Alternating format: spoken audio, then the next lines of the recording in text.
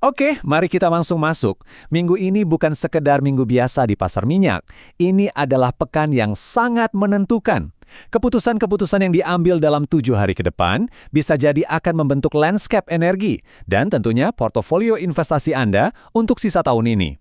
Yuk kita bedah faktor-faktor krusial yang wajib Anda perhatikan. Begini rencana kita. Kita mulai dari sinyal pasar yang aneh, lalu kita lihat dua kubu prediksi di Wall Street, kita hitung mundur katalis-katalis utamanya minggu ini, petakan 3 skenario penting, dan kita tutup dengan apa artinya semua ini buat portofolio Anda.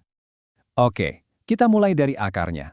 Sumber dari semua ketidakpastian ini adalah satu anomali di pasar. Sebuah sinyal yang belum pernah kita lihat selama 4 tahun terakhir, dan sekarang bikin semua orang waspada.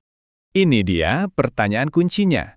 Apa artinya buat pasar kalau sebuah aturan main yang udah berlaku selama 4 tahun, tiba-tiba aja dilanggar?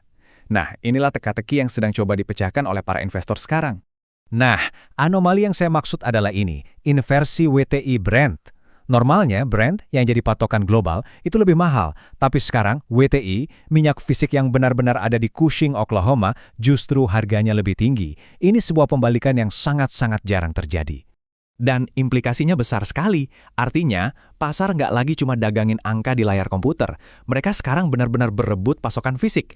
Para trader rela bayar lebih mahal untuk minyak yang bisa mereka olah. Dan ini adalah sinyal paling jelas dari kekhawatiran yang mendalam soal ketersediaan pasokan real. Dan ini dia angkanya. WTI diperdagangkan $3 lebih mahal dari Brent. $3 kedengarannya sepele ya, tapi di pasar minyak, selisih sebesar ini itu udah kayak gempa tektonik. Ini menunjukkan pasar lebih memilih keamanan pasokan dari Amerika Utara di tengah kecemasan geopolitik di Timur Tengah. Sekarang, mari kita lihat gimana sinyal yang sama ini bisa diartikan jadi dua pandangan yang benar-benar bertolak belakang di Wall Street. Di satu sudut, kita punya Goldman Sachs. Mereka ini tim optimis, bertaruh kalau situasi akan kembali normal dengan asumsi ketegangan diplomatik akan meredah. Nah, di sudut lain, ada JP Morgan yang bunyikan alarm bahaya, memperingatkan kalau kita ini pada dasarnya sedang membakar cadangan darurat, dan sebentar lagi bakal mentok. Coba perhatikan pilihan katanya di sini, menghabiskan penyangga, penjatahan paksa. Ini bukan istilah analisis pasar yang biasa kita dengar. Ini adalah bahasa krisis. Ini peringatan bahwa sistem sudah di ambang batasnya, di mana kilang-kilang bisa tutup karena kekurangan pasokan dalam hitungan minggu. Jadi, siapa yang benar? Goldman atau JPM? Nah, jawabannya akan mulai terungkap minggu ini. Mari kita petakan peristiwa-peristiwa penting yang akan jadi penentunya.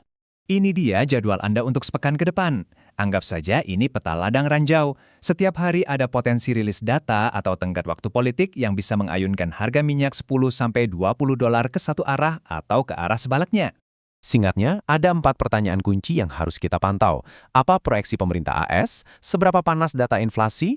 Ada kemajuan diplomasi nggak? Dan gimana nasib pasokan minyak dari Rusia? Jawaban dari keempat pertanyaan ini akan menentukan segalanya. Semua kejadian ini pada akhirnya akan mengarahkan pasar ke salah satu dari 3 jalur. Mari kita bedah satu persatu ya. Senario pertama, ini yang paling kita harapkan untuk ekonomi, terobosan diplomatik.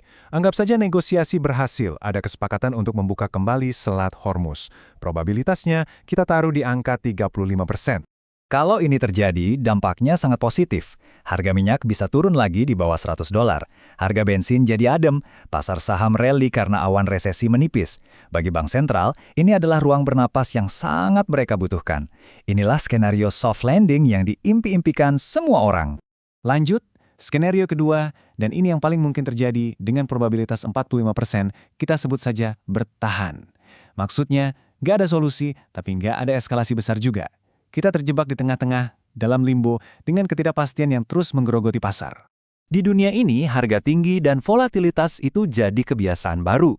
Minyak nangkring di atas $100, bensin terus merangkak naik, dan pasar saham nggak kemana-mana. Nah, poin terpentingnya di sini, peluang resesi jadi lebih dari 50%.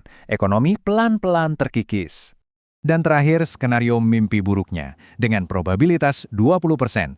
Eskalasi, artinya negosiasi gagal total, dan konflik militer menargetkan langsung infrastruktur minyak Iran. Dampaknya, wah ini bakal brutal dan terjadi seketika. Minyak melonjak di atas $140, bensin tembus $5 lebih, pasar saham anjlok. Di skenario ini, resesi bukan lagi sekedar risiko, tapi jadi skenario dasar yang baru. Ini adalah hasil yang sangat ingin dihindari, tapi tetap punya kemungkinan 20%. Oke, jadi sebagai investor, gimana cara Anda menavigasi semua ini? Mari kita simpulkan menjadi beberapa poin penting. Intinya begini, bahkan skenario yang paling mungkin terjadi pun sebenarnya bukan kabar baik. Kita menghadapi sebuah lingkungan di mana harga energi yang terus-terusan tinggi dan risiko resesi yang meningkat menjadi penghambat konstan bagi pertumbuhan ekonomi. Jadi, untuk menavigasi pekan ini, fokus Anda harus ke daftar ini. Data inflasi hari Selasa, pernyataan soal Iran hari Rabu, dan keputusan sanksi Rusia hari Jumat. Ini akan jadi sinyal-sinyal utama yang menunjukkan kita bergerak ke arah mana. Kesimpulan strategisnya jelas, ini semua tentang manajemen risiko. Anda nggak bisa cuma pasang strategi untuk skenario 45% bertahan. Anda harus secara aktif melindungi portofolio Anda dari skenario 20% eskalasi yang bisa menghancurkan. Saat ini, tail risk atau risiko ekstrim inilah yang harus mendominasi strategi Anda.